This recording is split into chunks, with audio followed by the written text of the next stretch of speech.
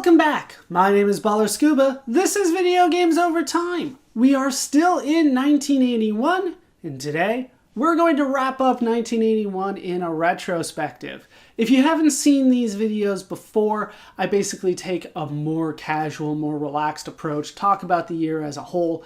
I don't have a script for this, but I do have notes. They're actually down here this time, so it'll be very clear when I'm looking at my notes. Just briefly have a list of topics that I want to talk about. 1981's been a big year, and I think it's been the biggest year that we have done so far, and there's a lot to talk about, so let's just get into it. We will start with some behind the scenes. That's usually where I start this. We'll start with the fact that I'm fully vaccinated. I know that's not something I'm really supposed to talk about too much in detail for YouTube, but I was able to get both of the shots, and they knocked me out for a bit, and we'll talk a little bit more about what they did. But there was something that I was doing that I wasn't able to do when it came to something for you guys, because I was in a brain fog for quite a bit and exhausted. I had to actually take a day off of work, which felt weird. It felt like I had planned that, right? I'm getting the vaccine on Tuesday, and then I couldn't show up to work on Wednesday. But, you know, at least for the better in the long run, the vaccine. So hopefully things start getting better. I feel like I've done my part. I feel like you guys should too, if you can. There's, of course, people that can't. But definitely something that I wanted to let you guys in on, just in case you were worried or whatever. Next thing, I have started streaming. That was what I actually missed due to the vaccine as well.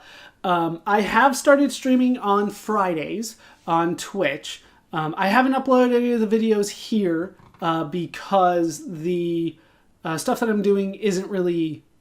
I feel like it's not video game related, and it's not really related to the project. So if you want to watch it, the streams are still all up. I still have the video recorded. I don't really know how Twitch works when it comes to the older streams, but I believe that they are all still there, ready for you to watch in their entirety. Took me a little bit to get the streaming set up the way that I wanted, so in case you're wondering about some technical issues or some weird things that I might be doing on the stream, it's probably because I'm just not familiar with the setup all that much. And it was, once again, kind of a more casual thing. But what I'm doing is I'm playing a game called Geo Guesser, which is a browser game. It's a website just called geoguesser.com. And the idea is that they put you down on a Google Street View, and you have to guess where you are. There's a whole bunch of different rules that go along with it. Sometimes you can move, sometimes you can't. You can kind of zoom in, you try to find a sign and zoom in, try to figure out where you are. Other times they don't give you a sign, you can't move. And you're just out of luck, because there's been a couple times they just plopped me down in a forest with pine trees. Guess where you are. I'm like, I can guess a latitude, but that's not really going to help all that much. So that's been fun. The idea is that I have fun playing that game, and I wanted to kind of bring people in on it. It's not a game that I'm ever going to play for Video Games Over Time. I'm not going to really talk about it in the project, so it worked well for streams. With that said, I'm going to continue playing Geo Guesser. I'm going to try to branch off into different varieties of that game. Maybe we actually do some multiplayer on it. Maybe I'm starting to feel a little confident about that. We'll see.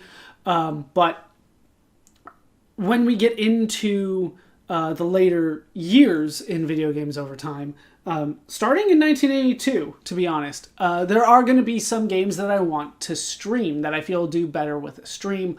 Whether they're honorable mentions or games that I want to do a full video on, they are more suited to streams, to this kind of communal experience that people can watch me play. To this point, I wouldn't say that any of the games that we played have been good for streams, and there's still going to be a lot of games that we're playing that aren't good for streams. Arcade games come to mind. Nobody really wants to watch me stream, Pac-Man for 10 minutes or Donkey Kong for 15 minutes. They would have to be longer games, and so as we continue and we start finding longer games, streams will work for those more often. But I'll talk about that more later on. Just know that I have been streaming, and it's something that, if you guys are interested, is available for you on Twitch, twitch.tv/ballerscuba. Everything's ballerscuba. So if you guys want to join, it's usually Friday afternoons after I get off work, which kind of varies week to week. Oh, my dog sees another dog. And it's okay. All right. So it's going to be kind of variable depending on when I get off work. Which changes week to week, but it's usually around 4:30-ish p.m. on Pacific time. I don't know if we're in standard or daylight.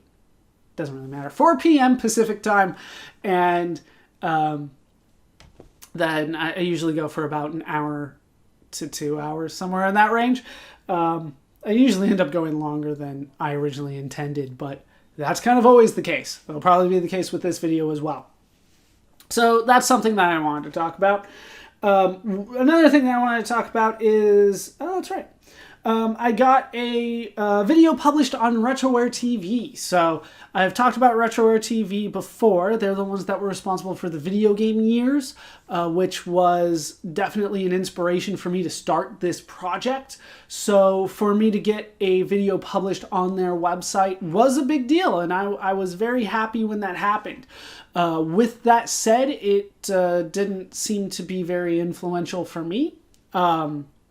I don't really want to get into the numbers too much, but basically I was one of 7 videos that they published that day. So my video definitely got lost in everything, and I didn't seem to get a ton of attention from it. It was the Donkey Kong video. I was proud of that one. I felt like it was a more popular game, and I think I did that video well.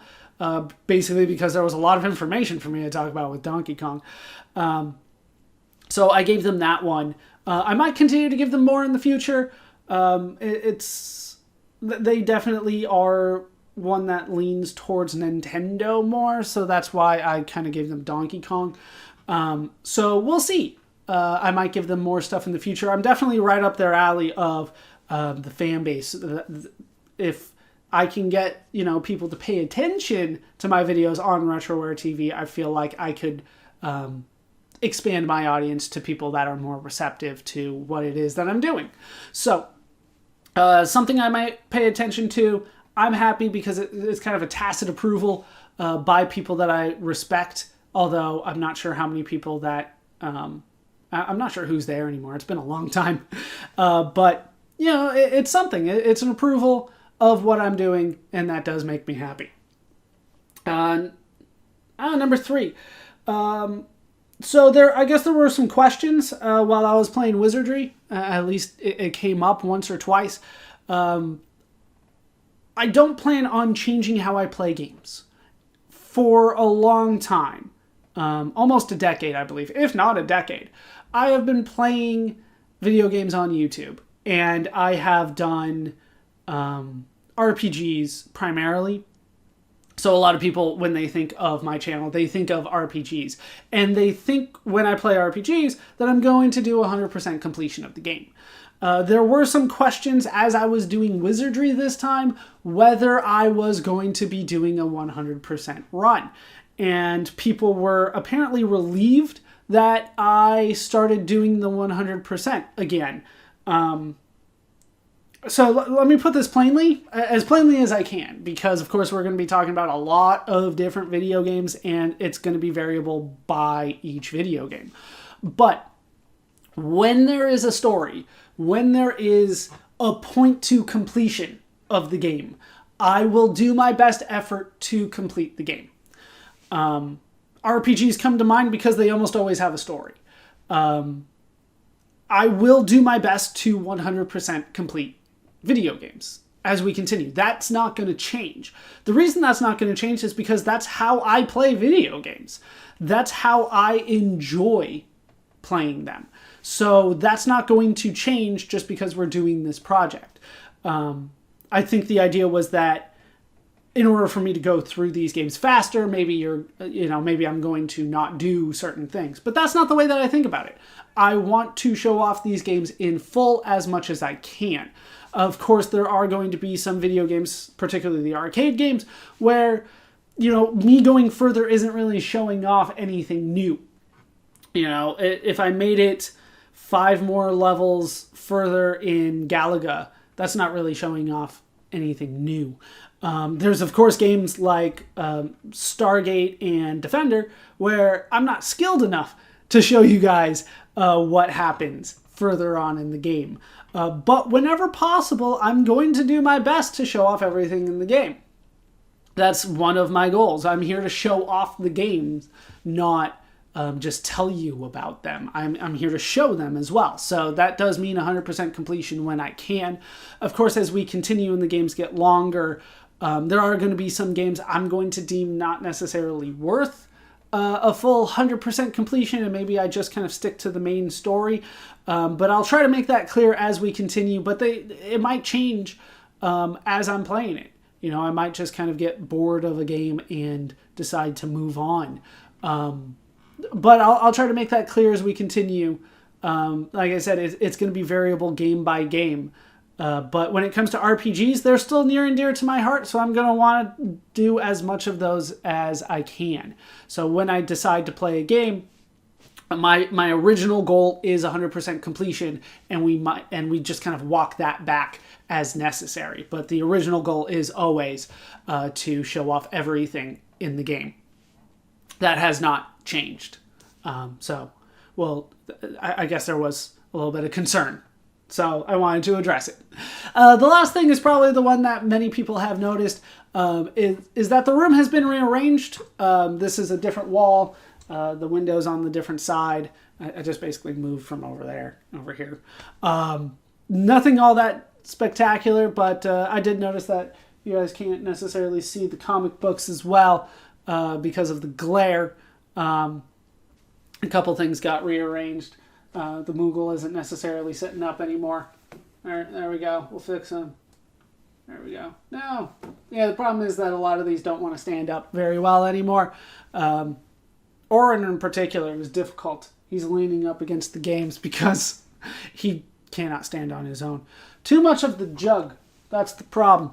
All right, so that's basically it. Otherwise, everything is the same. I haven't moved or anything. We just kind of moved the cabinet to the other side of the room.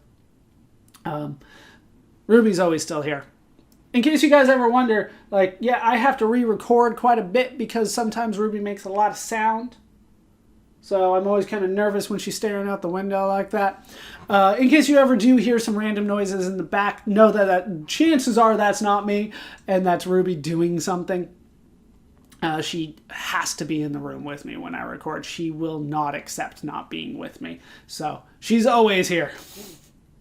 So those are some of the behind the scenes. Let's start talking about some things that I've learned along the way. The first one is that when a game is released for a new genre, it takes a lot more balancing than I thought. I figured that some of these original games, when they came out, the two in particular that I'm thinking of are Eastern Front and Wizardry. When these games came out, especially since they were from established genres that had been around for a while, that they would get the balancing better than they did. But these games need a lot more balancing than I thought. That's become apparent. With Eastern Front, it just kind of seemed like it was fun, don't get me wrong, but it just didn't pan out the way that I thought. And Wizardry, it needed a lot of work on the game's mechanics, and we'll talk about that more when we get into those details later. But anytime you're really establishing a new genre, you're trying to make a new video game in a new style, there's going to be some issues along the way. Kicks had those issues too. I would argue that that game needed more balancing when it came to how the mechanics of the game worked. anytime that you're establishing something new, there's going to be issues. You're either making things too easy, too difficult, too convoluted, or something that you had planned didn't work out the way that you had thought it would. And it just takes time, and it takes a few games in order to really establish the genre and the rules of the genre. And it just took a little bit longer than I thought, and some of the mechanics were way off than I anticipated. So that we'll talk about that more as we get into each genre and each video game, but really as a whole, that was surprising to me.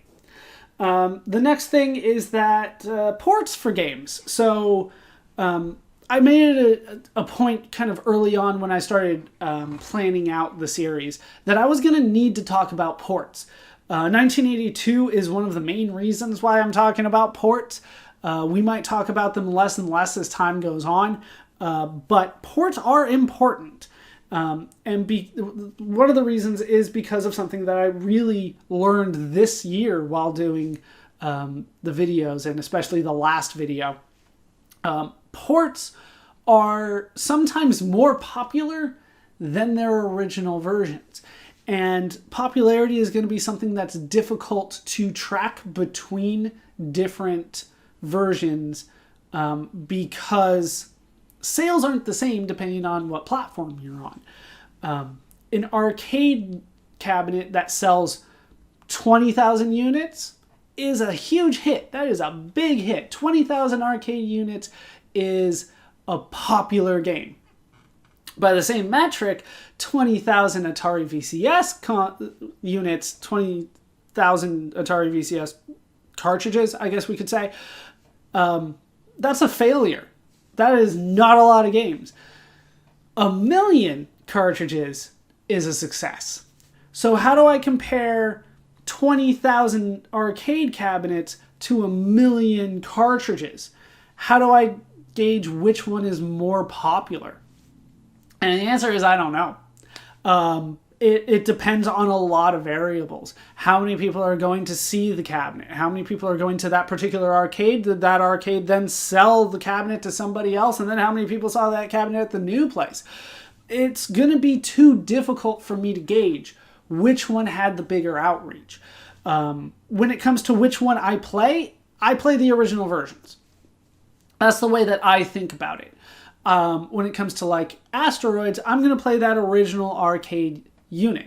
I think that, I don't remember the number of sales on the Asteroids off the top of my head. But I do remember the port sales, which was over 1 million. It was over 1 million Atari VCS cartridges got sold for... That thing's flashing at me. Hold on. Let me gather my thoughts again. The Asteroids port is something that sold a lot more than the arcade. But when I think of how people think about Asteroids, I think they still think the original version. But that does not mean that more people aren't actually thinking of them playing it at home on the Atari VCS.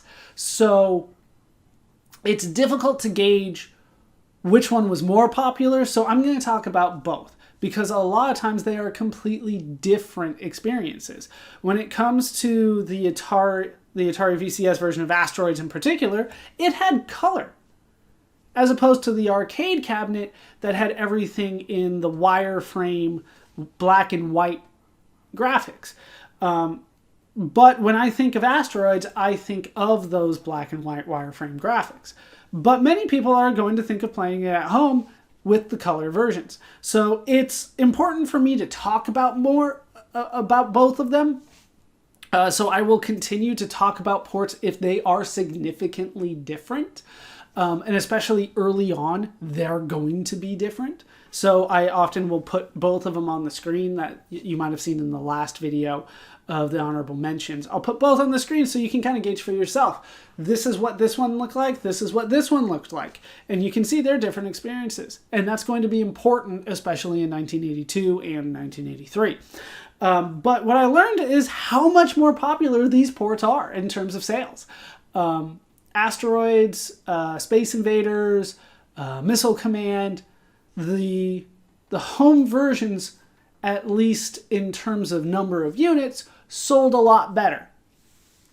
Because there's not a lot of information, I can't tell you monetarily which ones made more money, but in terms of actual units, the home versions seem to be more popular than the arcade, at least with some of these titles that people don't necessarily remember as well in the arcade. But we're going to keep talking about ports because they are important. I know they're not necessarily the most interesting topic, but they are important to how people experience video games. So we're going to keep talking about those.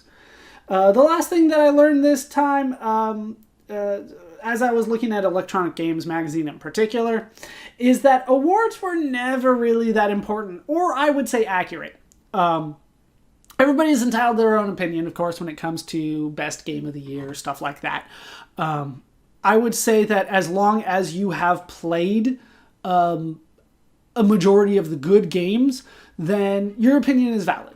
The only time that I'd say that somebody's opinion is not necessarily valid is when they haven't personally experienced the thing. So when people told, like, I've had arguments with people about what the worst movie of all time is, and they were arguing something they hadn't seen. So to me, your opinion on that doesn't really matter. You can't tell me that a movie that you've never seen is the worst movie of all time. For the same reason, you can't tell me that a video game that you've never played is the best game of the year. So as long as you've played it, I'll hold your opinion valid. If you haven't played it, then it has less value for me. But Electronic Games Magazine, they're the first ones to really give out Game of the Year awards. They call them the Arcade Awards or the Arky Awards. And I disagree with almost all of them. So we'll start with what they have for 1980. We'll just do the best game. They end up splitting it, but for now, we'll talk about best game of the year. In 1980, they give it to Space Invaders, which of course came out in 1978. I understand why. I fully understand why. But by 1980, I would say that other games were better. I would argue that the one that I gave it to, which was Star Raiders, was the better game by 1980. They don't seem to go by release date, even though they say they do. But we'll give them the benefit of the doubt since that was their first award for, let's just say it was everything through 1980. They gave it to Space Invaders. I get it. I gave it to Star Raiders. I felt that Star Raiders was a better game. Then the next one was 1981. They gave it to Asteroids as best game of the year. They also gave a best console game of the year, and that one went to Superman, which I didn't even play. I didn't think Superman was all that great of a game. I legitimately thought Adventure was a better game, but Superman was a licensed title, so I understand the desire to give it to Superman, which was popular, but it just wasn't very good, and not many people remember Superman fondly these days, I feel. For the record, though, I gave 1981's best game to Zork, which I feel is a far better game than Asteroids, and I don't even think it's that close. But they're heavily reliant on arcades, which is where the money is being made, so it makes sense for them to kind of focus their awards on that. 1982, for the record, though, Asteroids, didn't come out in 1981. Nor did it come out in 1980, right? Did it come out in 79? I'm blanking. I think it might have actually come out in 1980. So when they gave out awards for 1980, it was, for the previous year, which was 79. But yeah, Star Raiders I felt was better. The 1981 best game was for games in 1980. But I think that does count Asteroids. But Zork, for me, was so much better. For 1982, which would be the year that we're talking about now, 1981 video games, right? They gave it to Pac-Man for arcades and best game overall, which makes sense. But of course, Pac-Man was released in 1980, not 1981. Then we have best console game, which they gave to Asteroids, and best computer game, which they gave to Star Raiders. Now, I'm going to give my opinion on those later, so I'm not going to say what I felt was the best, but let's just say I disagree with each one of those. Mostly because, like, yeah, a lot of those games didn't come out this year, but we'll talk about that more later. So yes, one of the things I learned is that even from the beginning, the awards didn't mean much, and I don't think that awards carry a lot of weight, so I probably won't talk about video game awards too much. I'll have to talk about it at some point because it does become a selling point for video games, of course. When you say, hey, buy this, it won Game of the Year. Then, of course, I'm going to have to mention it every once in a while. Of course, today, just a small little spoiler. Today, there are so many publications that give out Game of the Year awards that it seems that any good game at some point from some publication wins Game of the Year, and then they can just advertise it as Game of the Year because somebody gave it to them. So it just becomes almost nothing. It doesn't mean anything now, but it was surprising to me to see that it didn't mean much then either, because I disagree with almost all of their choices. Anyway, let's move on to personal experiences with the topics. We had a lot of topics today. Well, in 1981, we're going to talk about them again today. So let's talk about them kind of in detail. We started with Raiders of the Lost Ark. Raiders of the Lost Ark, I, of course, have seen many times. I grew up in Anaheim, so I would go on the Indiana Jones ride, which is based on Raiders of the Lost Ark. I'm a fan of Indiana Jones. I'm not a huge fan of the series or him in particular, but I like Indiana Jones. Yeah, he's fine. It's a fun adventure, fun movie. It was kind of surprising to me as I was kind of reviewing it that I didn't, or as I was scripting the video, I didn't know a lot of the names. And I had to look up pronunciations because even though I had just seen the movie, I just blanked on like how they say that name. But the names are going to be relatively important. The one, of course, is Indiana Jones. That's the only one that really matters in the end. But, you know, some of the side characters, they are important as well. It's a fun movie. I grew up watching it every once in a while. But yeah, I don't necessarily have any like special memories of it. I was about to say fond memories, but I do enjoy it. Just nothing really stands out as special memory of that film. Then we have Scramble and Super Cobra.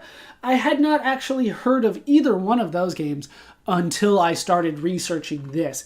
I would honestly say that they were good games. I tried to practice them a little bit, but because it was one of the first side-scrolling shooters, it needed more balancing. I would argue that the arc of the bomb was awkward and made it difficult to play that game. So it was an interesting game, and I don't regret playing it by any means, but definitely not a game that I would go back to, and I've talked about that before. They're fun, but I don't have any experience with those games. Same with Defender, to be honest. I'd heard about Defender before, though. Defender is one of those kind of classic titles that you hear talked about a lot. But I hadn't had a chance to play it myself, which I probably should have because the game is hard, and I want to be better at Defender than I actually am. That style of game is difficult, and it comes across that way. So, wish I was better at Defender than I am, but didn't have that growing up. Really, I should say growing up, I was kind of by myself when it came to video games. My parents didn't really play them. I didn't have any friends that really played them until I was much older. So if it wasn't in my immediate vicinity growing up, I would not have known about it. So I never knew about Defender growing up. I heard about it later when I started seeing stuff about it on the internet. Growing up, I didn't know anything about it. Next up is Frogger. Frogger is a fun game. I did actually play Frogger growing up. Every once in a while, I would see something of Frogger. I don't necessarily remember what like version or anything like that it was. I can't even tell you if it was an arcade or some home version or some computer version. But I've played Frogger, you know, sometimes growing up. So I never really got into it, but it was always there. So I had some practice with it every once in a while. There's not much for me to say about that. It's just kind of existed in the background for me. Next up was Centipede. Centipede I had actually played. We had a version on a computer that we'll talk about later. It was the same, we'll just say it's the same version that I had for Battlezone and Missile Command and Asteroids. They were all the same version, and we'll eventually talk about that. It takes a while. I think we won't talk about that version until the 90s. But that's the version that I had. So I grew up with Centipede, and like I said, my family was better at that than me, particularly my sister, who's a couple years older, so that would make sense. Growing up, she was better at that one. She liked that one. She didn't like a lot of the other ones. So she was better at that than I was. I never really got into Centipede. It just kind of seemed like another shooter when I was growing up, just another old retro. I guess they called them scoot and shoot shooters, where you just kind of go across the bottom and shoot. Yeah, I never really got into it, but I had it. That's pretty much it. Ultima, I had heard about Ultima for years, of course, being a fan of RPGs. I never got a chance to play it because I was much more focused on a different genre of RPGs. I have to be careful what I say here. Let's just say I was more focused on console RPGs, which don't have a name that we have talked about yet. So I never really got into Ultima. Getting into it now, I did have a chance to at least practice it, but I didn't make it all the way through the game. So it was fun. I am happy that I played that one. That one was something that I was looking forward to a lot. On the kind of the old format of the channel, I had Ultima on a couple votes for kind of the older, shorter RPGs that I wanted to play. It never won. I think I put it up 3 times, and in the total of those 3 votes, it got 1 vote. So like nobody seemed interested in it. Which is kind of one of the reasons that I kind of changed format, because I was really interested. I wanted to see how that series started. And now that we've done it, I'm very happy, and I thoroughly enjoyed it. Next up is Kaboom. Kaboom I had never played. I had actually heard of it before I started this project, and that was primarily because of one YouTube channel in particular. I don't mind plugging it. It's the Angry Video Game Nerd. Mike on that channel, it's one of his favorite games for the Atari, and he's one of the few people that's willing to talk about Atari games back in the day. He had it even though there were better consoles at the time. He was still playing the Atari games. At least that's how he tells the story. And Kaboom was one of his favorites. I did want to play it. I had heard good things about it. It was very influential at the time. The sound in particular seemed to be what Electronic Games at least loved about the game. But yeah, it was fun. I hadn't had a chance to play it. I still would love to have the paddles at some point to play these games in the original format, but I can't seem to find them. Of course, you know, with everything shut down, as it's been for a year, it's even more difficult for me to find particular items, but I've looked a couple times and nobody seems to make a paddle controller that, you know, goes to a USB so I can put it into my computer and play them in like their original format. But it's been a while since I've looked. Once again, maybe somebody I shouldn't say the name, during the past year has had time to look into these older consoles and try to get a more accurate version. But yeah, the game was fun. I'm just not particularly good at what I would call Twitch gaming, which is just instant reactions, moves over here. I'm not particularly good at those. I like the more slow, contemplative, let's think this out type video games. Next up is Castle Wolfenstein. Castle Wolfenstein was an interesting one for me. I hadn't played it. Of course, I've heard of Wolfenstein, and we won't talk about that too much, but there's a whole bunch of Wolfenstein out there. But this was the original one, and I had never even seen the original version. I've only heard of the much more popular version that came out later,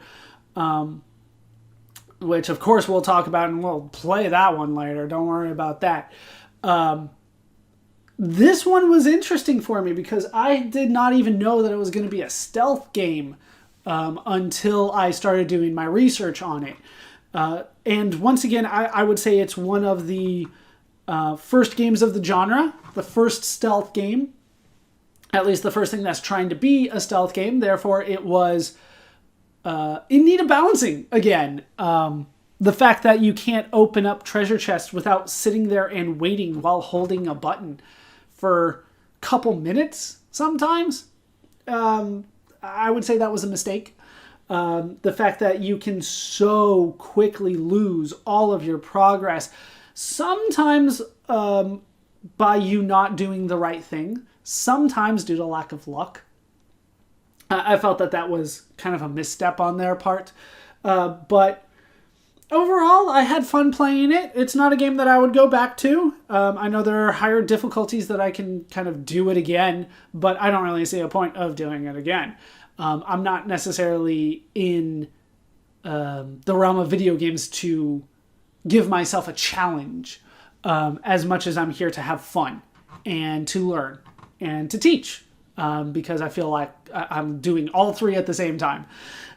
So Castle Wolfenstein, one of the first ones that we've played with, well, not one of the first, but one of the early games with difficulty settings, and I just don't see a point in doing the same thing on a harder difficulty setting once I've beaten the game.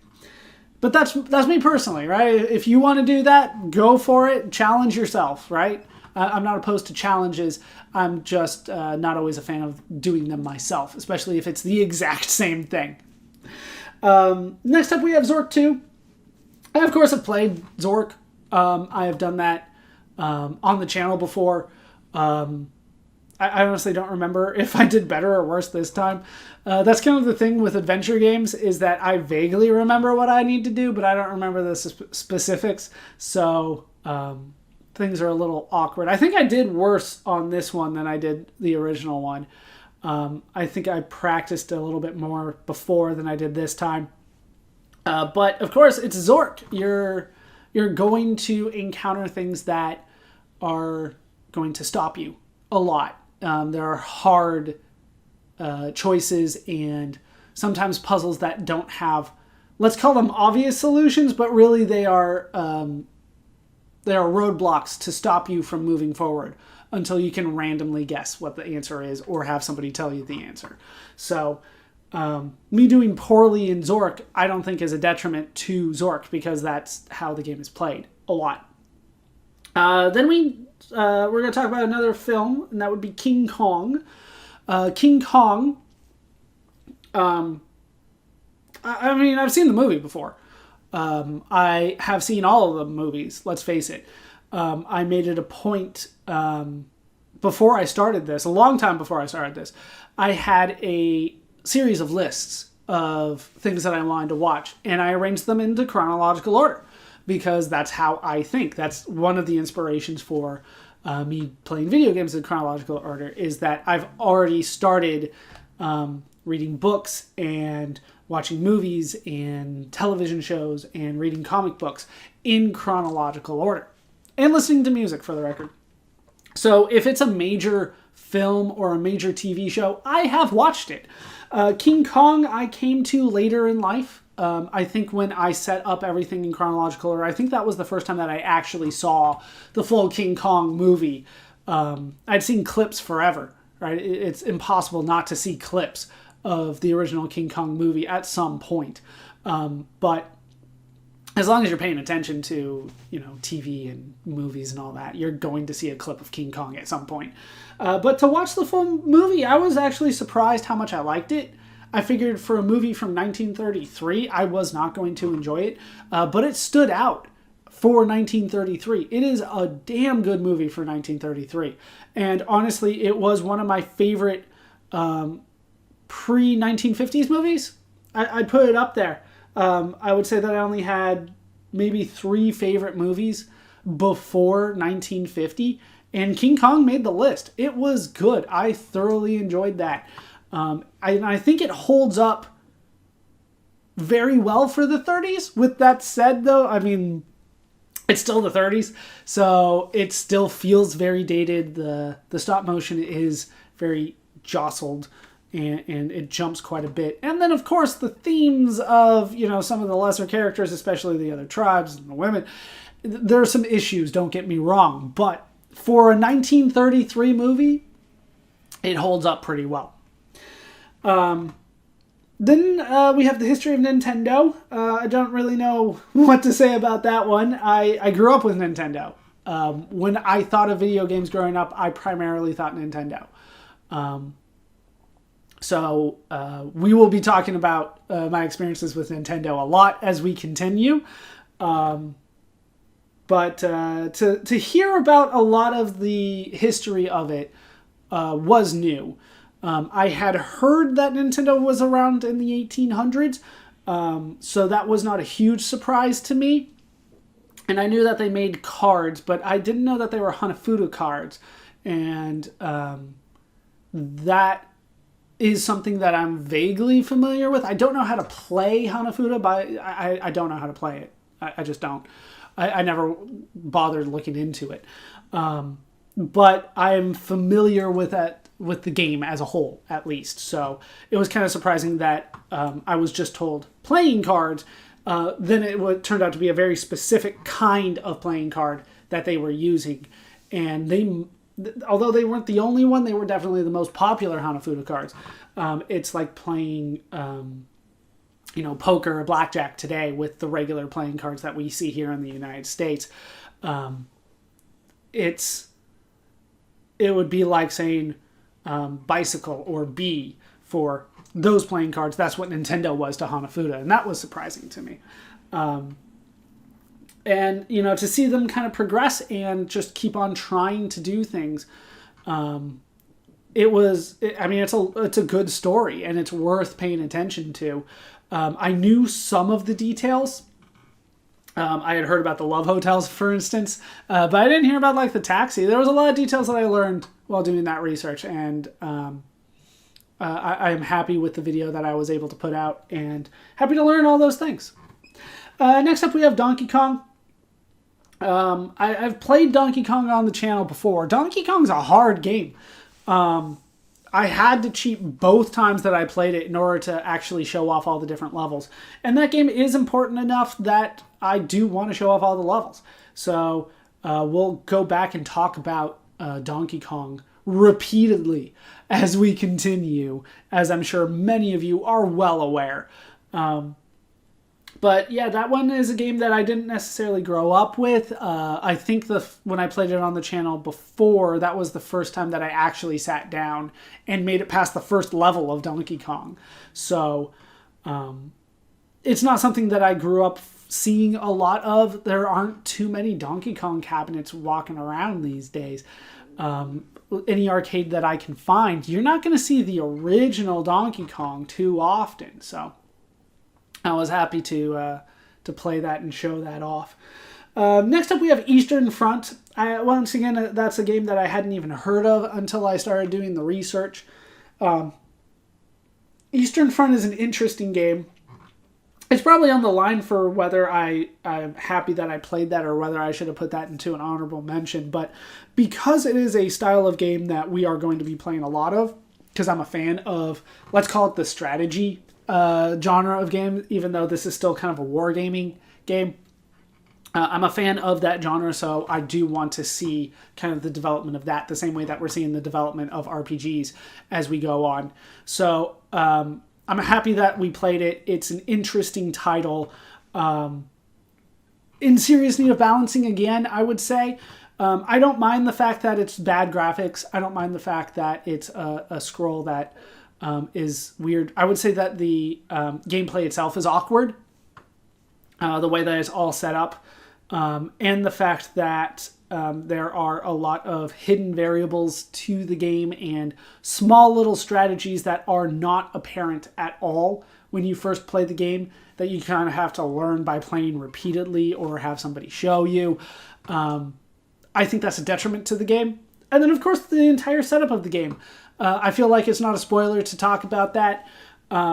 You play as the Nazis, which is a bigger issue when I played it than when I thought about it. When I originally thought about it, I figured, oh, well, okay, I've played as bad guys before. But to play as, like, the historical Nazis during their historical campaign as I was doing it, it was awkward for me. But you play as the Nazis pushing back the Soviet Union. And the way that it's supposed to be historically accurate, or at least kind of historically accurate, is that the Nazis push east and then try to hold as best as they can as the Russians then overwhelm them. That's an odd concept for you to play. I would rather play it from the Russian side. Here are the Nazis, push them back. I would rather play from that side because I think that's more entertaining from a gameplay perspective of pushing and winning, as opposed to pushing and holding and hoping for the best, knowing eventually you're going to lose.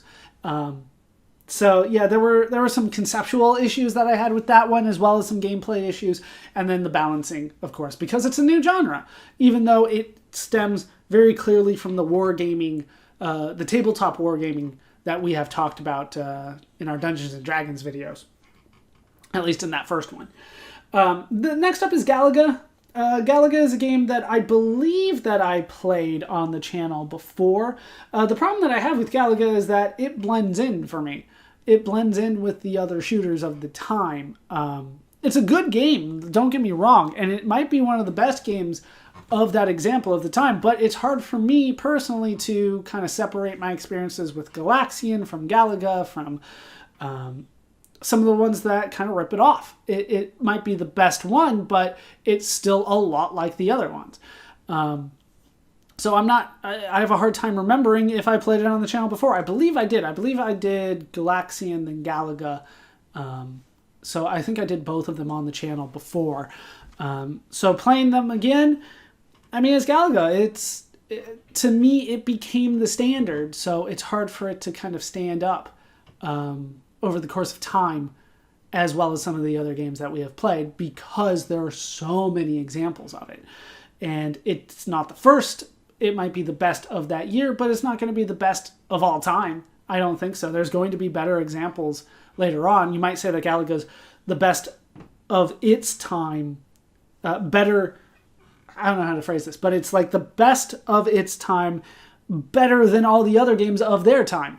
You know what I mean? Like it might be the best for its time in comparison to every other game for its time. But there are better games, right? The genre will continue to improve. So as we continue, we're going to see more complex games. We're going to see faster games. We're going to see, honestly, better games than Galaga. But Galaga might be better for its time than any other game. But to me, it doesn't necessarily stand out, so I don't necessarily have a lot of memories of it. Next up, let's talk about Wizardry. Wizardry, of course, is the biggest game that people seem to want to talk about this year. I did the most videos on it. It took me the longest. There were issues with the game and how I was playing it that caused that to go on for a while. I'll try not to spoil it too much if you haven't seen the videos. But basically, the game's hard. And not hard in a skill way. It's hard in a luck way, which makes it a difficult game for me to kind of go through and record. We talked about that a little bit before. In terms of my personal experience with the game, I had wanted to play Wizardry for a long time. Once again, I had put it in votes in the channel for how I used to do things. For an older, shorter RPG. I usually put it alongside Ultima. I think Wizardry never got a single vote. Maybe one. people didn't really seem interested in watching Wizardry. But then I played it and suddenly people were interested. I had wanted to play it for a long time, never got the chance to. I did practice it a little bit before I got into it, but did not beat it. That apparently was important. There are a couple things that I did want to talk about with Wizardry in particular while we're here and talking about it. After my videos kind of went up and my opinions and review of the game went up, people had some things to say, and some of them were right and some of them probably need a little further clarification. Number one, it is an RPG. I wasn't sure that that was going to be a thing that came up, but it is an RPG. It is a role-playing game. It is basically Dungeons and Dragons converted over to a single-player video game experience. It is an RPG. It is a role-playing game. You are supposed to be attached to these characters, even though there is a significant chance that they will all die quickly, and there's little you can do about it. Number two, you are supposed to beat the game. It is a game that you are supposed to beat. It is not like a game like Rogue or any of the arcade games that we've been playing where you just do the best you can and eventually you lose. Wizardry is a game that you are supposed to finish. And I can prove that in 1982, so we'll kind of talk about that more then. But it is a game that the developers expected you to finish, to actually get to the end. It's an RPG, so I'll just say beat the final boss, and that is a game that you are supposed to win. A quick side note, though, I had some trouble at the end of the game with teleporting. There are no instructions in the manual on how to teleport. So, well, I forgot to add that to the list of things that the game doesn't tell you. That is one of them. Whatever was on the screen were the only instructions that you got about teleporting. And I got them wrong. Yeah, we'll talk a little bit more about Wizardry again, but I did want to get those misconceptions kind of out of the way. This is a game you're supposed to beat. It is an RPG. Oh, and saving is reloading a save is considered cheating. It is a game that technically auto saves when you close, and you're not supposed to have a backup of the save. By having a backup with the characters, that is technically considered cheating for the game's purposes. The game was not intended for you to reload a save if things go poorly for you. It is a game in which you are supposed to go through, and whatever happens, happens and is permanent. So I did cheat. Spoilers for those who haven't seen the video. I cheated in multiple ways. There was a question on whether me reloading a save was cheating. It is. The game is designed so that you are cheating by reloading a save. So that was also cheating. All right, moving on. Stargate. I hadn't heard of Stargate until I started doing research. Easily missed amongst the later sci-fi franchise known as Stargate, which I'm a big fan of, by the way. And I don't know how much we're going to talk about that, but yeah, we'll probably mention that in an honorable mentions and then never talk about it again, because I don't think they made any video games for it. But I'm a fan of the Stargate series. Stargate, I hadn't heard of. It's basically Defender again. It's Defender 2. It's a game that, once again, I hadn't heard of until I started doing the research. I hadn't played Defender before I started doing this series, so there was no way I had played Stargate before we had done this series. It's a game that is difficult. It's fun, but I have no personal experience with it. I hadn't even heard of it. I'd heard of Defender, just not Stargate. Next up we have is Kicks, and yes, I am pronouncing that right. It's on the poster. You pronounce it as Kicks. That is, I mentioned it in the video when we were playing it. It's a game that I had played different versions of. This kind of idea of there's a thing and you need to narrow its field. I had played a version of that from the 90s. but I had never heard or played Kicks before. But it made my list. It's something new. And once again, because it's something new, it's a new type of puzzle game. It required more balancing, in my opinion. The Kicks itself moves randomly, so there was a chance that it could hit you at any time, and I wasn't a fan of the randomness of that. I prefer a much more structured and predictable opponent, I guess I could say.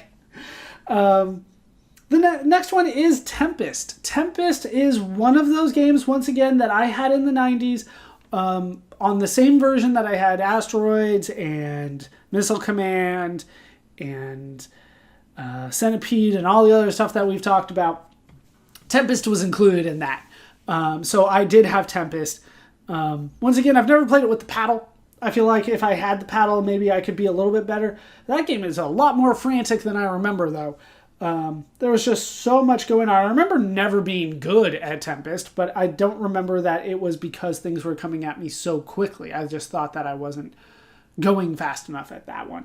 Yeah, that one, it just requires so much just button mashing to try to fire as quickly as I can. And because I'm firing as quickly as I can, I can't figure out if like that bullet's coming out or if I have too much on the screen already. But yeah, I remember playing it. I never really got into it growing up. I was much more intrigued by other games. I had more fun with Missile Command, particularly growing up. I thoroughly enjoyed that one as opposed to Tempest.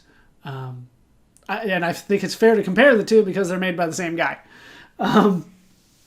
So I enjoyed that one more. But if you enjoyed Tempest more, more power to you. I have no issues with that or anything. It's just that I enjoyed Missile Command more. But I did have it growing up, just didn't play it too much because I was more intrigued by, honestly, the colors. I was young enough that it was the colors that were getting to me.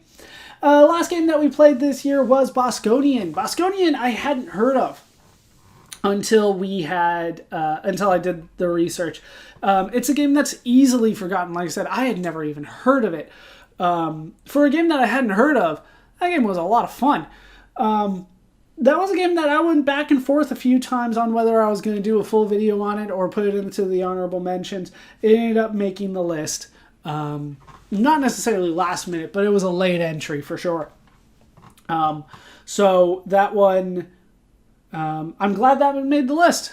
It was different, it was fun, and it's something that a lot of people don't necessarily know about. So I'm glad I did that, but I have no personal experience with that game at all. Never heard of it. All right, so we'll move on. Things to keep in mind. They have a long entry here. Let me read it first and then we'll talk about it more. Games at this time have a long popularity cycle. We go by release dates, not by highest popularity dates. At least that's what I'm doing. When I talk about a game, I'm talking about its release date, not necessarily when it's the most popular that it is. 1981, Pac-Man is still the number one game. It was released in 1980, but it's still the most popular game in 1981. It will arguably continue to be the most popular game in 1982 as well. Its popularity continues on for a while. We'll talk about that more when we get to 1982, but just keep that in mind. Just because we talked about it back then doesn't mean people still aren't playing it. Arcade games have a long popularity cycle at this time. So Space Invaders and Pac-Man are probably still going to be your most popular games, even though there are a lot of newer games out there. But for our purposes, we're going to talk about them when they're released. That's when it's more influential on the industry, even though it may not be as influential on the audience, if that makes sense. But it wouldn't make sense for me to talk about Pac-Man now in 1981 or even in 1982 when there are other maze games that never hit that popularity, right? We're going to talk about Pac-Man when it's first released. We're going to talk about all these games when they're first released.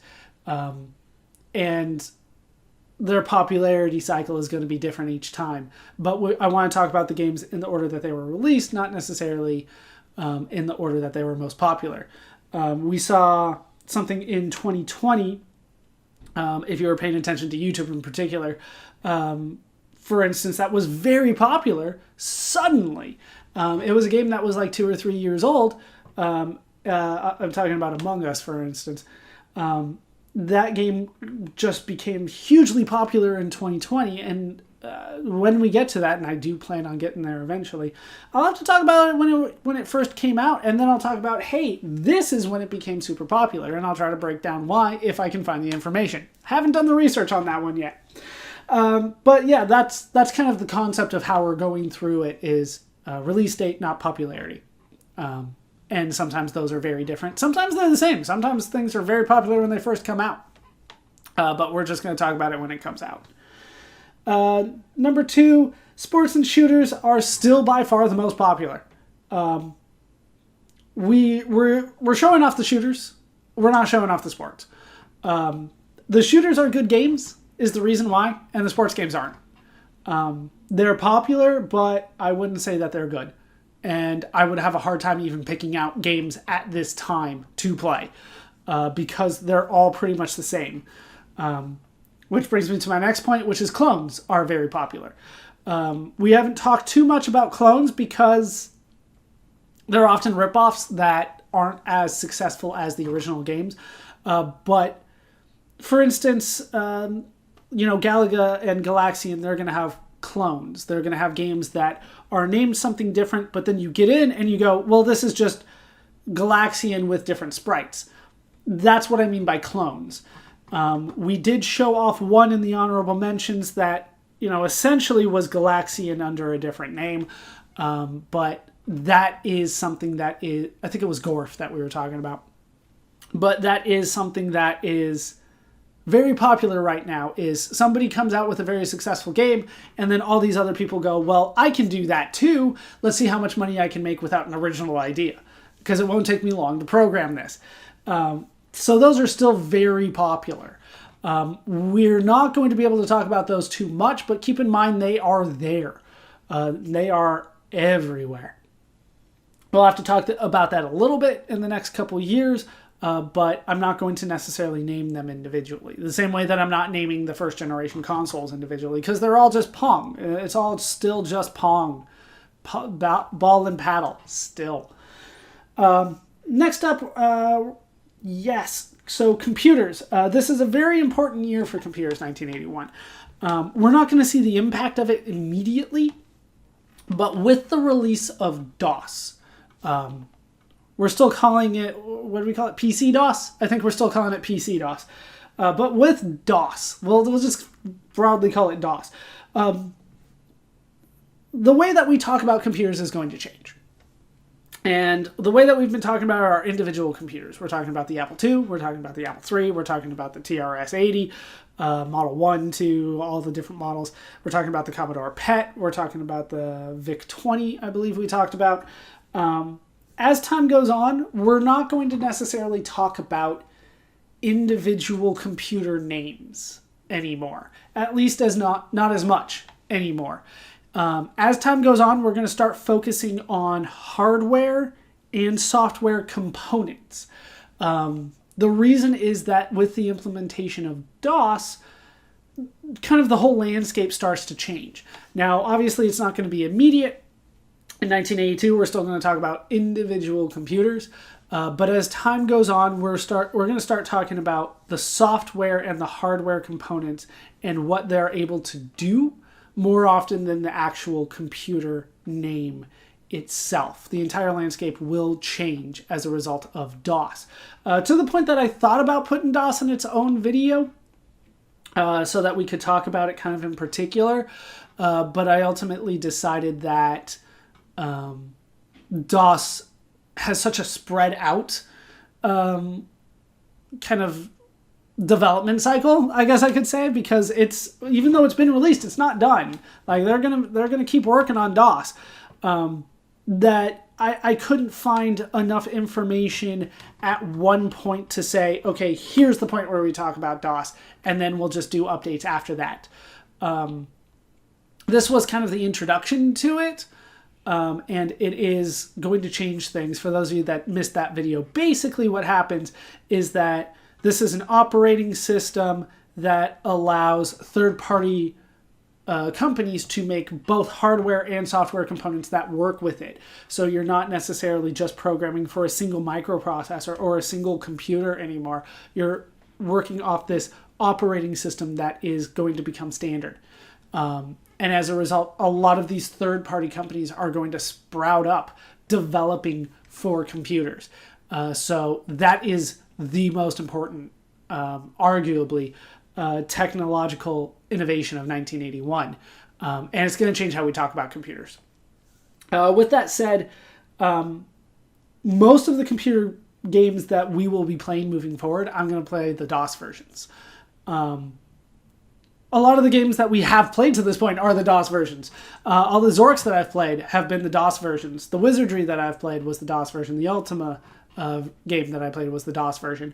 A lot of times they come out later, but they're essentially the same version of the game that we have played before. The reason that I do that is because DOS is the easiest for me to put onto my modern computer so that I can record it. There are other versions, and occasionally I will play the other versions, but the DOS versions sometimes just work faster, and I don't think you guys need to sit there and watch a screen load for 5 seconds every time. So DOS is usually the way that I go with that. That's probably not surprising to most people, but it was worth mentioning. All right, let's go to awards. We'll start with probably the least important award, which is my favorite TV show of the year. My favorite TV show, there are some honorable mentions. Doctor Who. Doctor Who only has a few episodes that year, though, and it is the end of the Fourth Doctor, which, although really good, I don't know, I feel like that, because there are so few episodes, I can't really say it's my favorite show of the year. Yeah, the Fifth Doctor, it takes until 1982 for him to fully come in, although he's teased in 1981.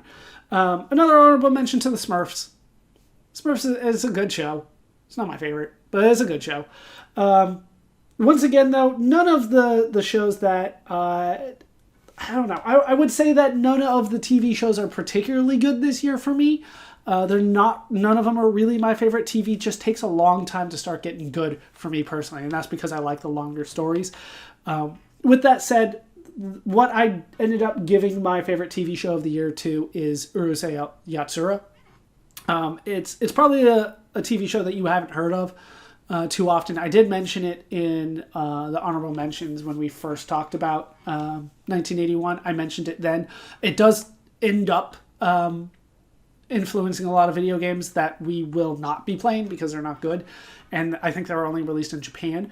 But if you haven't heard of it, it's basically not necessarily a slice of life, but it's about an alien girl that comes down and falls in love with your average Joe type Japanese teenager, which spawns an entire genre. This particular one is cute and has, like I said, that long story that's kind of told over the course of several seasons, and each episode kind of has a small little sitcom-y thing going for it. It's a fun show. It's probably not for everybody. Like I said, none of them are particularly good for me, but Urusei Yatsura is probably my favorite of the bunch. Hopefully we get to better TV shows eventually. I haven't looked too far into 1982 for that, though. Favorite film of the year? Raiders of the Lost Ark. It's a fun movie. There's a lot of cult movies that come out this year. And by cult, I mean not necessarily mainstream, but kind of underground that people like later, kind of form a following that isn't necessarily mainstream. The Thing comes to mind. It was not popular in 1982. But there's a lot of good cult movies, but for me, The Thing came out in 1982. We'll talk about that later. Spoilers. But yeah, there's a lot of cult movies in 1981. But for me, Raiders of the Lost Ark is probably my favorite. It's a lot of fun. Nothing particularly serious, but it's a fun movie. Favorite computer? Kind of like I mentioned before, this might be an award that goes away in the next couple of years simply because there's not going to be named computers that we're talking about all that much. But for now, it's still the Apple II. No real surprises there. The IBM PC doesn't really have anything for it yet, but that will probably take over in the next couple of years, and then we probably won't talk about it too much more. But the Apple II has most of the games that we're talking about, most of the games that we're playing, so it's still got to be the Apple II. Favorite console, once again, no surprises, the Atari VCS. It's the only major console, really. The only thing that we're still playing games for. All the other ones are lesser consoles. There's no other way to put it. The Magnavox Odyssey 2 is the only kind of competition. The Astrocade's not really that much of a competition. I don't even remember some of the major ones after that. The Game & Watch aren't bad, but they're, handheld, small games. The Atari VCS is by far the best console for me. All right, so let's start talking about games in particular. We'll start with the game that aged the worst. And for me, that's Wizardry. And if you watch the series, it's probably not going to be a surprise for you. If you didn't, I'll try to keep it spoiler-free, but the idea is that the game is incredibly random. Almost to the point that it feels like a roulette wheel at some points, where you just spin the wheel and... the odds are about the same. If it pops up on a 0 or a 00 on the roulette wheel, total party wipe. Something that you cannot recover from. And there's, like I said, there's nothing you can do. It's just a roulette wheel. You spin the wheel and hope for the best. And as a result, Wizardry aged the worst for me because of that. There are other issues with the game, but that for me was the biggest issue, was the randomness of everything. Next up, we do have most disappointing game. This is basically the worst game that I played, but I obviously only play good games, so I can't really say it's the worst game because there were a lot worse games that came out, but of the ones that we played, this was the most disappointing for me. And that was Eastern Front for me. Conceptually, it was odd. There were some odd choices made, and the gameplay did not make up for that. The gameplay was essentially move my pieces and hope for the best. So it was disappointing for me. Most surprising game? That has to go Bosconian. That was a game that I hadn't heard of until I started doing research. I played it. It was debatable whether I even did a full video on it or just did an honorable mention. I ended up playing it, and it was very good. And that was very surprising. All the other games, I had a good sense of what they were, but Bosconian was surprising. Favorite console game? No surprise, it's just the only console game we played this year. That would be Kaboom. Kaboom, it's a good game, don't get me wrong. I wouldn't really say that it holds too much against a lot of the arcade games that we were playing that year, but it's a fun game, and I enjoyed playing it, and it's worthy of being the best console game of the year, sure. Maybe some of the ports were better, but give it to Kaboom. Next up, we have favorite computer game, and this is the one that's honestly probably the hardest competition. We played quite a few. Let me look at the list again. We're looking at Ultima, Castle Wolfenstein, Zork 2, Eastern Front, and Wizardry. And of those, obviously it can't be the game that aged the worst, which is Wizardry. It can't be the most disappointing game, which is Eastern Front. That puts it at what's left: Castle Wolfenstein, Zork 2, and Ultima. So those are really the only options. For me, Ultima was the best. It obviously has its flaws, but I'm a huge fan of RPGs, so I have to give it to Ultima. That was the one that felt the most like an RPG. It felt like I was accomplishing something. It felt like I was progressing. It was fun. I enjoyed Ultima quite a bit. Favorite arcade game is going to go to Bosconian. There was a time when I first started, I figured it'd just be Galaga easily. Maybe even Donkey Kong. But having played Bosconian, I feel that it was the most complete arcade experience that we played. And it was, I wouldn't say by a lot, but it was definitely my favorite arcade game of the year. Galaga and Donkey Kong are still up there. Defender, of course, is a quality game, but I had more fun playing Bosconian. So I'm going to put that as my favorite arcade game of the year. Favorite overall game, right? It's got to be between Kaboom, Ultima, and Bosconian. For me, it's Ultima, and I know that's because I am a fan of RPGs. But for me personally, my favorite game of the year was Ultima. The fact that we got a story, that I was able to save the world and all that kind of stuff, that's something that I'm always a fan of. So that's where I have to put the favorite game of the year. All right, with my awards out of the way, it is time to look at contributions from the patrons.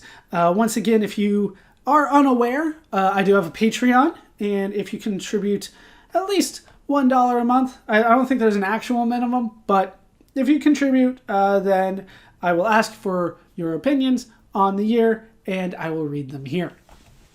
All right, so first up, we have Mike Lindgren. He was the first to respond. We're getting into more familiar territory for me. While these are all before my time still, games I played as a kid are coming up more, like Galaga and Frogger. It's also cool to see the origins of some RPGs, my favorite genre, in Ultima and Wizardry. There's still a huge divide between arcade titles and home console games, but I'm enjoying the more creative titles in both. We've come a long way from Pong and all the Pong clones. Looking forward to the next year. Absolutely. We've come a long way since Pong. This would technically be year 10, right? Pong came out in 1972, if we're calling that year 1. This is year 10. So in the 10 years, we've gone from Pong to, I don't know, Bosconian. That's probably one of the better graphics and sounds. That's a long way. That is significant progress, and I would say a relatively short amount of time. Next up, we have Alex Jones. This year would see the release of 2 games very important in the development of the RPG genre, Ultima and Wizardry. These 2 games between them would lay the foundation for the RPGs to come in the coming years. Out of the 2 of them, I think I prefer I prefer Ultima. Wizardry had a better battle system, but it was just too unforgiving. Ultima was much easier to play through. There were also some other good games. The shooter genre continued to see development, and some iconic games were released this year, such as Donkey Kong and Frogger. Looking forward to 1982. I would agree with what you said about Ultima and Wizardry. Wizardry had the better battle system. It was all there. It was a full party with roles that you could use. But it was just too unforgiving. Like, everything was just so random and could be done in a one-shot. With Ultima was a very basic battle system. It was just point and shoot, basically. But because it was more consistent, it ended up being more fun. I look forward to what Wizardry can do in the future, but it requires some work. A lot of work. Finally, we do have Joe B. 1981 was a good year for arcades and computer RPGs.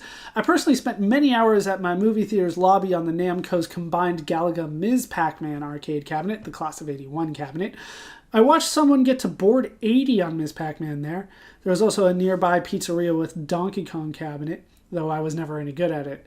I'm looking forward to you continuing with these early computer RPGs, and I hope that Wizardry 1's obscene difficulty doesn't deter you from doing more, even though the next 3 Wizardry games get progressively tougher.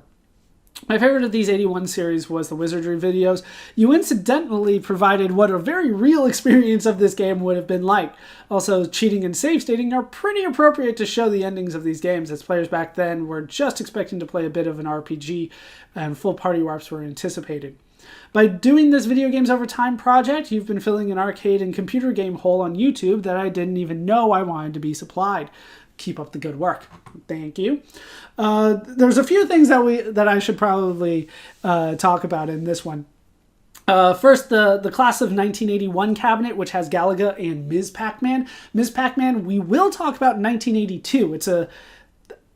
It's a cabinet name that doesn't quite link up. I do know about that combined cabinet, but yeah, the Ms. Pac-Man we will definitely talk about in the future. It just comes out in 1982 and late in 1982. So it definitely did not come out in 1981, but Namco then re-releases it and says, oh, it came out in 1981, we swear. Donkey Kong is just a tough game. Nobody's good at Donkey Kong. Ms. Pac-Man getting to board 80, that is entirely possible. As it is possible in Pac-Man, the original one, but we'll talk about the differences. It's just that I'm not good at maze games. I suck at them. So you won't see me get to board 80, but you're seeing somebody else, entirely possible. People can be very good at that one. Did Wizardry 1's difficulty deter you from doing more? No. One of the issues was that I wasn't sure when I was playing the original Wizardry if the game was going to save at all. Now knowing that it does, I could have done something a little bit differently to make it a little bit easier on myself. In Wizardry, in the other Wizardry games, we'll just say that. I did mention there were sequels, so in the sequels, many of the issues that I brought up are fixed. So I'm not going to be deterred from doing a difficult RPG. I never have in the past. Difficulty for an RPG has never been a hindrance to me playing the game, and it's not going to in the future. Wizardry 1, I did try to figure out a way for me to kind of cut it short and possibly cheat in order to get to the end. But I would disagree that people were just expecting to play a bit of an RPG, and we'll talk about that in 1982 more. But Wizardry 1, there is an end goal, and that end goal is winning the whole thing. And it may take you hundreds of hours to get there. You may lose entire party members. You may lose, all your progress, but you were supposed to beat it. And that, I think, is what made it worse for me. If it was just a game that you kind of just play and, oh, well, I lost, then that's a different thing. But this game, you were expected to win. You were expected to struggle, don't get me wrong. You were probably expected to have entire parties lose and lose all your progress that you've been working 20, 30 hours to get. But you were expected to beat it.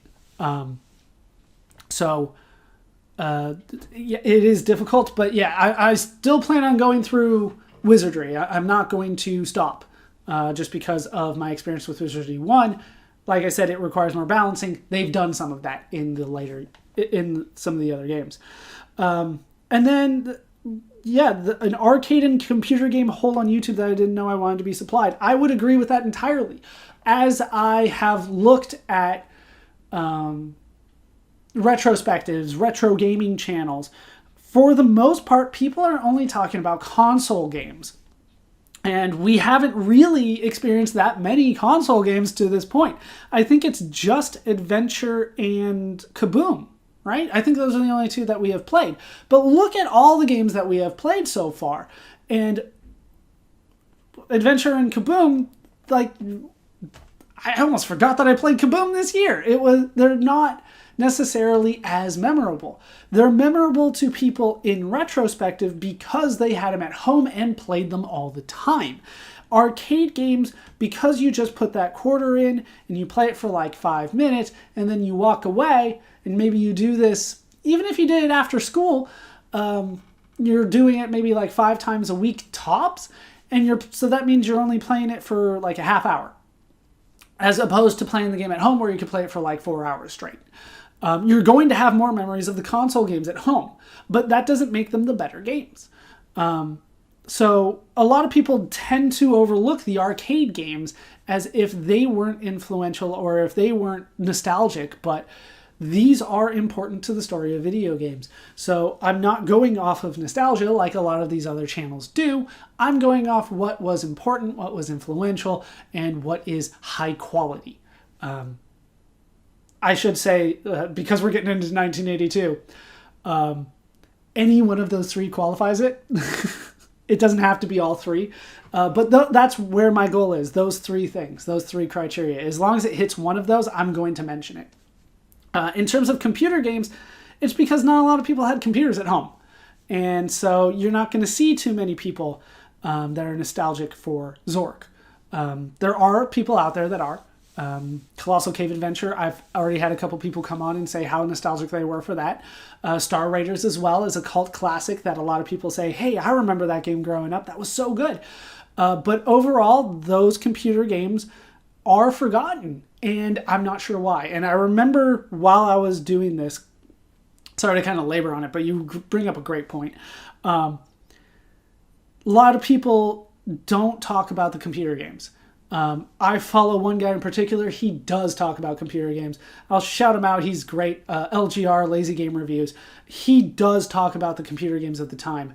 And he's one of the few people that does. Even on the video game years, once he was no longer part of it, they seem to almost ignore computer games altogether. And I don't think that's fair, because I think there were kids out there, I wasn't one of them, but I'm sure there were a lot of kids out there that never got a console, but their parents had a computer, so they would get computer games to play on that computer. And we can't just ignore that as a channel for nostalgia, as a channel for video games as a whole. So to this point, including this year, every one of my favorite video games has been on the computer. I believe that every time that I've done it has been a computer game. I'm trying to think originally if there was one, but I think that like one of the first things that I gave it to was Star Raiders. Yeah, it was Colossal Cave Adventure and Star Raiders, and then Zork, and then Ultima here. It's always been computer games for me. So for people to not talk about these games simply because they're not on a console or they're harder to play on a modern machine, I think is a disservice. And I do think that the ability to play things on a modern machine is a huge factor in that, and console games, kind of ironically, are the easiest to play on a modern computer. It takes more work for me to do an arcade game or to do a computer game, but I think it's always worth the effort, and a lot of times it's not that much more difficult. So it's always something that I'm willing to do. So those are the contributions from the patrons. If you guys are interested in adding your name to that list, feel free to join my Patreon. Links are always in the description. Whatever you want to contribute is fine. I'm not going to judge people like harshly if they're not paying more than other people. If you guys are willing to contribute, I do appreciate that. All right. So the last bit, let's look forward to 1982. We have talked about it quite a bit already. We're in for a big year. We'll put it that way. There's going to be a lot more games, to the point that right now, my goal when I look at my list of 1982 is to try to narrow it down, is to try to move some of these games to an honorable mention. There is one game that I moved from an honorable mention to a full video because it was so important. It's not a good game, but it's very important, so I should do a full video on it. But there's a lot of games that I'm just trying to, like, okay, maybe I don't need to play this game. Maybe I don't need to play that game. But right now, as of right now, my list for 1982 is over double what it was for 1981. So there's a lot of games that we are talking about, and a lot of them are very important. In particular, I do want to point out that there is a better variety. There's going to be a lot more different platforms. There's going to be a variety between platforms. It's not going to be all arcade and all computer and then a couple console. There's going to be a wider variety for us in 1982. It's going to be much more even, I should say. There's also going to be a bigger variety between genres. We are going to see much more diversity. It's not just going to be shooters and adventures and RPGs, and that's kind of it. There's going to be a much bigger variety. So I'm looking forward to that. It's definitely an important year. I also do have to say that there's going to be more sequels in 1982. We haven't really gotten into too many sequels. Zork comes to mind, Scramble and Super Cobra, Defender and Stargate, they come to mind. But now we are actually doing official sequels. I feel that Zork doesn't really count because it was all one game originally and they just kind of split it into 3 different versions. 1982, these are true sequels. They are, there was a game, it got popular, they decided let's make another one. So we're going to see a lot more of those. Now, in television and movies and even like novels, I would typically argue that sequels are worse. We'll have to see how we feel about sequels in video games. I believe that that's going to be something that changes over time. But we are going to get into sequels. We also have several movies that we will need to do deep dives into in 1982. The way that I've decided to do movies is going to be a little bit different. I have decided that I am going to just kind of start including them in the normal rotation of release dates, the way that I have been doing video games. Before, what I was doing is if there was an important movie for the year, I would talk about it first, and then we would talk about the video games. That's going to have to change at some point anyway, so I might as well start doing that now. The release date of these video games and these movies are going to start coinciding with each other. So I'm going to need to talk about the movie around the same time that I talk about the video game. So it doesn't make sense for me to talk about the movie up front and then play like 7 video games and then talk about the video game that's, you know, inspired by it or licensed. We'll talk about that more later. So there's going to be a lot of video games that as we move forward are going to need kind of their own introduction, I guess we could say, by talking about a movie. And I'll start moving them in, and so we'll start doing things much more by release date than anything else, instead of by topic, I guess I could say. So we're also going to see new platforms come out. We're going to see a couple new consoles, a couple new computers, and once again, I will start interspersing those in between video games.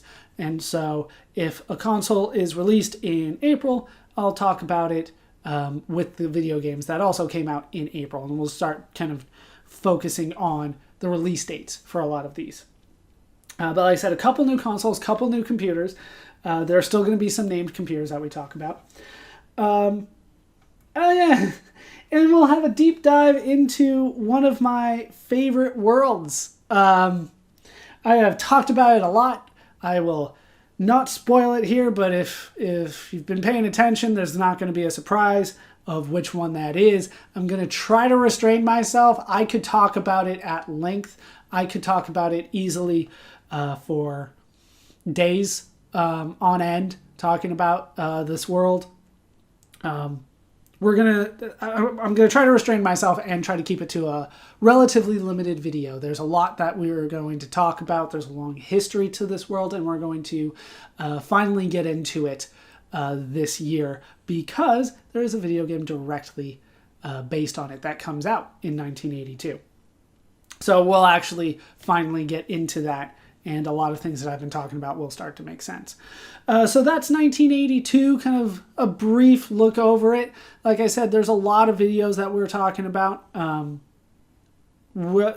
think we're still looking at months, clearly, but I believe that we are going to be talking, if you want a rough estimate on when we're going to get through it, end of the year. It'll probably take us to the end of the year to get through 1982. It's going to take a long time. I'm not going to rush by any means, but I am going to try to step up the pace every once in a while to try to get through a few things. And I still will give them the proper treatment, but maybe going a little bit faster this time might be worth it. I don't want to spoil too much, but this is going to be the biggest year for a while, and we'll talk about why that is later. But there's more games and more things going on this year than the next several years. So I look forward to it. I hope you do too. If this has been, I believe, the longest video that we have had, in terms of the retrospective. Probably the longest video on the series so far. I hope you guys have enjoyed it. If you are a fan of, I have to do all the YouTube stuff. Feel free to like, comment, subscribe. It does help me out in the long run to have that kind of stuff happen. I'm not a huge fan of it, but it's what YouTube wants in order for the channel to grow so I can reach a bigger audience. I personally would rather you guys tell people personally, hey, if you're a fan of video games or a fan of this video game, this guy, he did a good video on it. You should check it out. That means so much more to me than just, you know, hitting the subscribe. But then again, I do need the subscriptions. That does help get the word out there as well. I have mentioned it before, but if you guys are interested, I do have a Patreon. If you guys want to help support the channel financially, that is the best way to do it. Any amount will get you the same perks. So yeah, there's not going to be tiers, just whatever works for you, works for you. So those are the main ones. I do have a Twitter and an Instagram. I have not even looked at them in a long time. I've been busy with other things. I have been meaning to get back into those eventually, but I don't foresee anything real happening there too for a long time. But if you want to reach out to me and you want to do it through Twitter or Instagram, that is an easy way to get my attention. Otherwise, I think there's an email. But I still do read comments, so I will see everything that you guys say as well. So that is basically it for 1981. If you have been here the whole time, thank you for that. Thank you for the support. If you're new here, thank you for your support as well. I do have everything starting from the beginning of modern computing all the way through 1981 now done. So if you're interested in any of the topics through that point, feel free to check out the videos there. We will, of course, get into more familiar topics as we continue, but there's a lot of history that goes into a lot of these topics. So, thank you so much for watching. My name is Baller Scuba. This has been Video Games Over Time. Thank you so much for watching, and I hope to see you in our next video when we make it to 1982.